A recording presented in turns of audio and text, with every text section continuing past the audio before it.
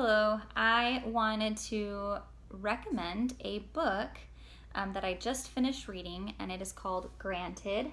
And it's by John David Anderson, and that's the same author that wrote Miss Bixby's Last Day. And if you've never read that, I highly recommend that one too.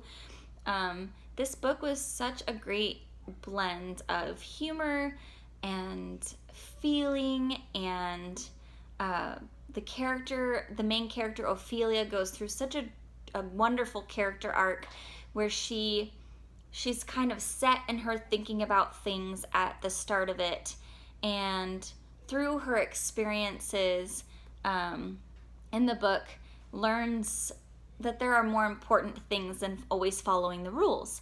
So Ophelia, the main character, is actually a fairy, and her job in her fairy guild is to grant wishes. And this is her first outing to the human world to go and grant the wish that has been randomly selected by their tree that they live at. And it's for a bicycle for a kid named Kasara Quinn. Anyway, so it's her first time going out into the human world, really, to do this. She's had all this training, and she's top of her class, and she's so prepared, and she's so sure everything is going to go really well. And unfortunately, it seems like problem after problem happens on her journey. And she makes friends along the way. Anyway, this book made me laugh out loud, and it made me cry too, and it's a really touching story, and I think that you would really enjoy it. I'm going to read aloud an excerpt from the book that's one of my favorite chapters. I don't think that it really ruins too much at all, and so it doesn't spoil the ending or anything. There's a great twist at the end of the book, actually. But it's just a funny little section, and it introduces us to a funny character in the book named Sam, which is a dog that she meets on her journey, who ends up kind of befriending her and helping her along her way in her task that she has to complete. So I'm going to read you a chapter from Granted, and like I said, I highly recommend you checking this book out from your library, at school, or at your public library, or purchasing it. It's a good read. So this is chapter 24. It's somewhere in the middle of the book, and she's already gone through a lot of stuff up to this point, and she's feeling very frustrated and downtrodden, and it's really the first time we see her character just feeling like things are at its worst, and it's just, she's never felt like things are going to fail. She always sees a glimmer of hope, but she's feeling really down right now. There are legends of humans who have mistakenly ventured into the realm of fairies. They usually don't end well. Sometimes the humans are turned into reeds or pansies. Sometimes they are turned into smoke. Most of the time, they are simply driven mad and sent back to their village or town to be locked away in a hospital or a sanitarium where men in white coats write down all their gibberish about little flying people and the beautiful music they play. They aren't true, these stories, not most of them anyways. They are whispers carried by the wind, invented by the fairies themselves to prevent humans from venturing too close. A scare tactic that has worked for centuries. Of course, there are also stories, recent stories, of fairies who have stayed too long in the human world. Those never end well, and unfortunately most of them are true. Ophelia might have stayed there forever, right in that exact spot by the flattened can, if it weren't for the loud bark that startled her and caused her to spin. In the alley, only 10 feet away, stood a mangy-looking, golden-haired mutt, who had somehow padded up without Ophelia noticing. She didn't know much about dogs. They weren't exactly roaming the wild beneath the havens, unless you counted the coyotes she sometimes heard braying or the occasional red wolf on the prowl, and the archives considered them a relatively low threat to fairies in general on account of the fact that they could neither fly nor climb trees. She knew just enough about dogs to identify the slobbering beast in front of her as one. With its dolorous brown eyes and its tongue hanging limp out of one side of its mouth, the creature didn't look half as cunning or clever as either a wolf or coyote. But it knew how to talk, and because she was a fairy, Ophelia knew how to listen. "Hello," the dog said cheerily. "I think I would like to eat you." "Oh, really?" she thought. Ophelia's hand dropped to the curved wooden handle of her knife. She took 3 steps back, careful not to corner herself against the wall. "You try it, and I swear I will carve my way right back out of you," she barked back. Maybe that was a little harsh. Technically, all of nature's creatures were sacred and precious and whatnot, but this mound of matted fur had caught her at an extraordinarily bad time, and she wasn't messing around. The mutt's dripping tongue retreated back into his mouth, and he barked a little softer this time. "Okay, I will not eat you. Instead, maybe I could chew on you some and then find a nice hole to put you in?" He said it like he was presenting a suitable counteroffer, hoping she might agree. He took a tentative step toward her, but froze when she hissed at him. "I am not kidding, dog. You have no idea the kind of day I'm having. You take one more step and I will totally split you in half." Actually, Ophelia wasn't sure she could if she tried. She wasn't exactly in sparring shape, but it wasn't as if she could just fly away either. And she couldn't outrun him, not in her current condition. Her only choice was to stand her ground. The dog cocked his head sideways, but didn't come any closer. "You are very strange," he said, panting now. "You are not a bird. At first I thought you were a bird, but birds do not talk like you. They are squawky, and you are not squawky. Plus, your beak is too short, and you don't have any feathers, and you are pink and blue, and I have never met a bird that is pink and blue before. So since I don't know what you are, I am hoping to sniff your butt." Ophelia choked. Excuse me?" "Oh, it's okay. I will let you sniff mine, too," the dog said encouragingly, looking behind him and wagging his tail to indicate where his was located, in case she didn't know. Ophelia's face contorted in disgust. No, nobody is sniffing anybody's butt. If you could please just go away, I have some serious You are small," the dog interrupted. Ophelia looked at him with raised eyebrows. "There is a squirrel I used to chase by Master's house. She was bigger than you, but very fast. I do not think you would be as fast, but I think I would still like to chase you anyway," the dog added. Ophelia put one hand up again in protest, the one not gripping the handle of her knife. "Okay, dog, listen carefully. You're not eating me, you're not sniffing me, and you're certainly not chasing me. I'm not going anywhere, not yet. I have to figure out which way. Chase is my favorite game. It works like this. You go, and I chase you. It is the best." Ophelia slapped her forehead. What an idiot! He was worse than the goose. She didn't have time for this. She turned back toward the street and the cars passing by, concentrating again, listening for the wish. The dog's sudden intrusion had snapped her out of her funk, forced her to try to get a hold of herself. She wiped her cheeks with one torn sleeve. The mission wasn't over. She couldn't call for backup, and the wish was out of range, but there were still several talks left in the day. If she could somehow pick up the trail of Kasara's voice, locate the white car, maybe find a way to fix up her wing, at least temporarily, then maybe... Did you get kicked? Ophelia turned back to the mutt, who was still staring at her.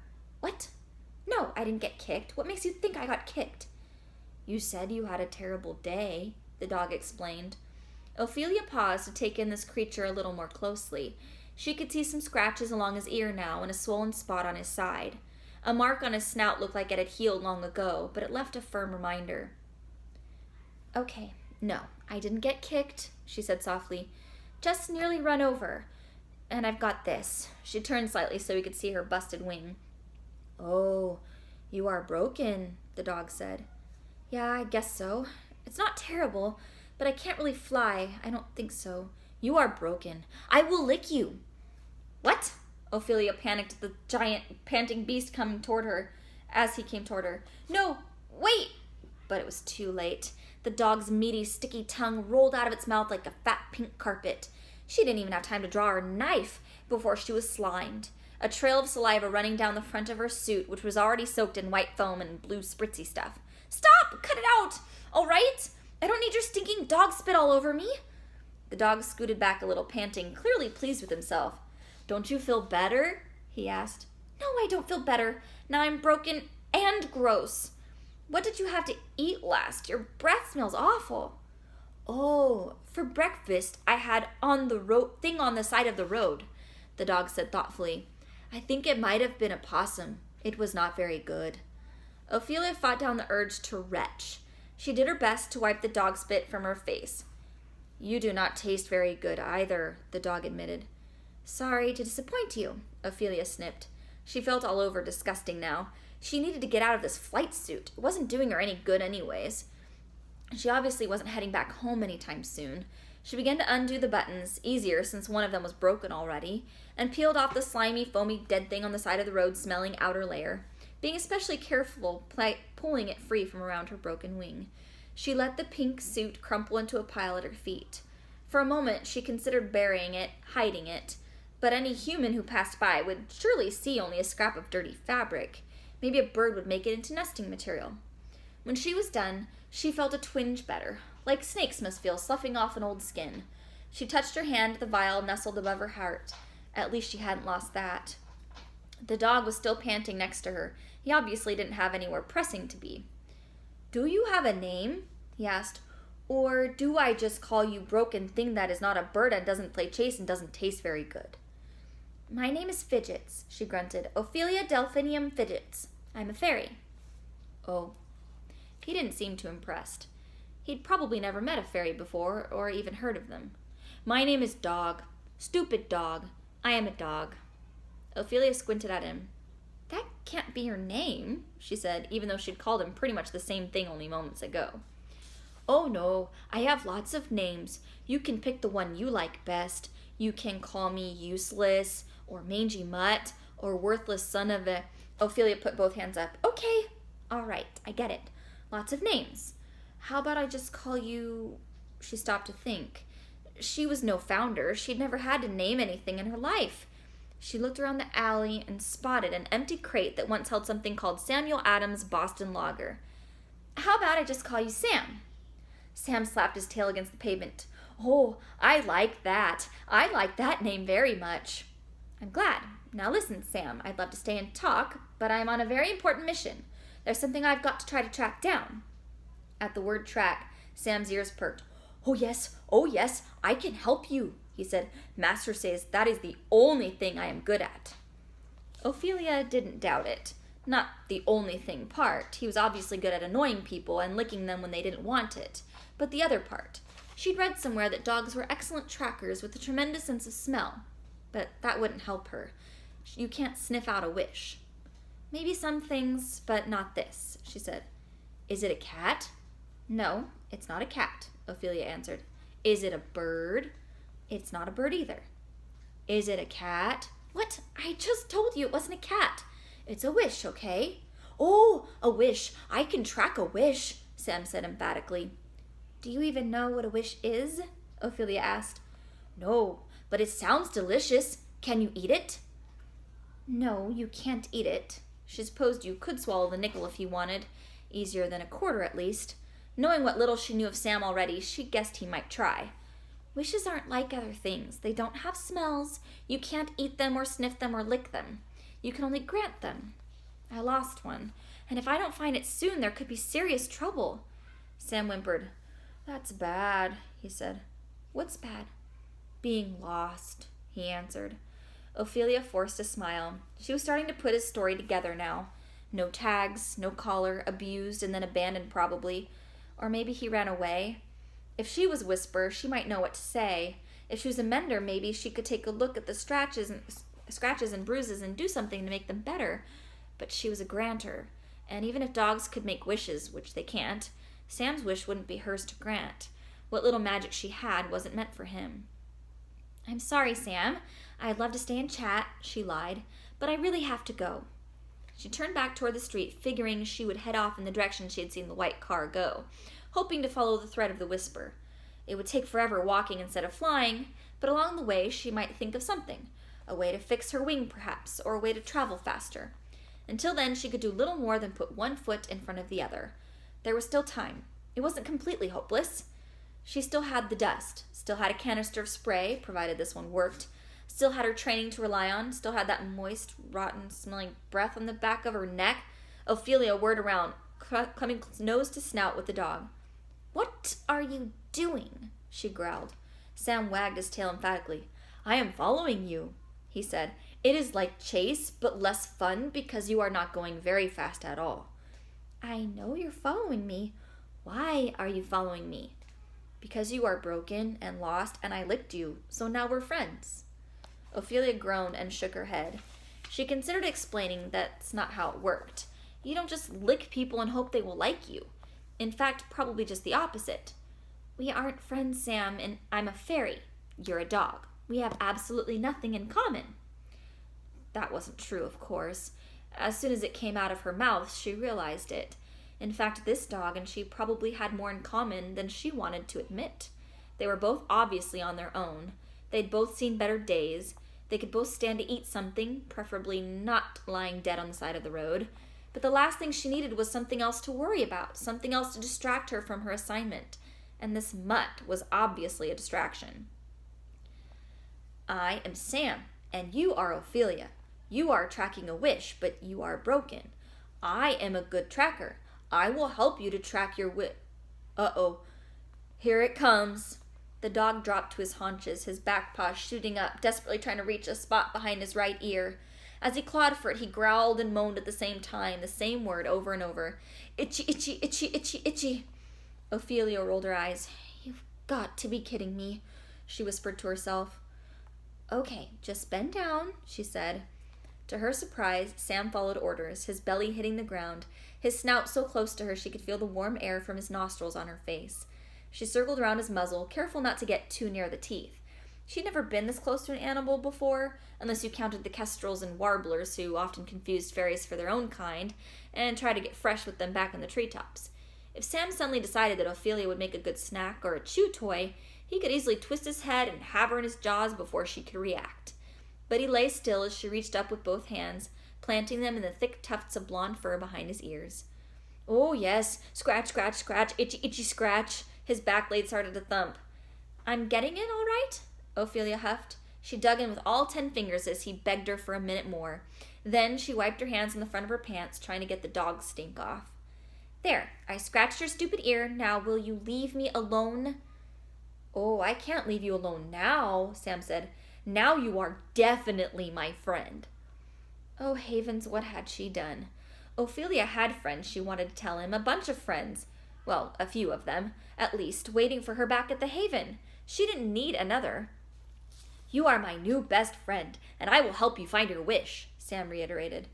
Yeah, but see, I don't want your help, Ophelia said forcefully. This is going to be hard enough for me to do without also having to drag you along, and stop every time you see something you want to sniff or eat or talk to. I'm moving slow enough already, so this is it, okay? Goodbye. Ophelia waved behind her and continued down the alley. She had almost reached the street when suddenly her feet left the pavement. She was flying, actually flying, except her wings were still folded against her back, one of them half in tatters.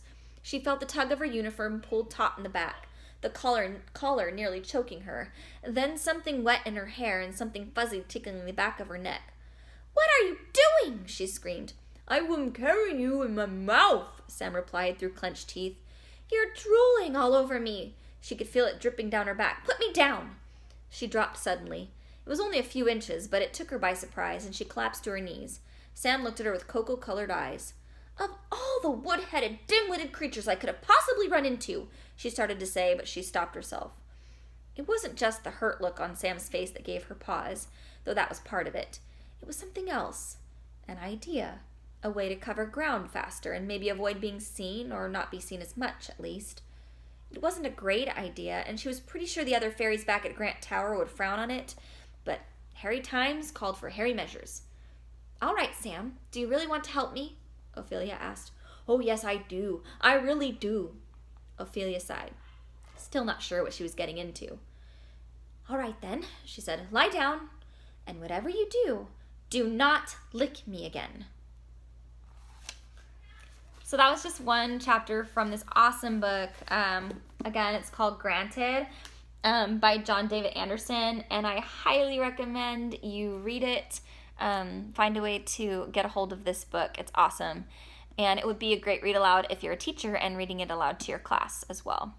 So thanks so much for listening, and I hope you enjoyed the excerpt from Granted, and I hope you'll check it out.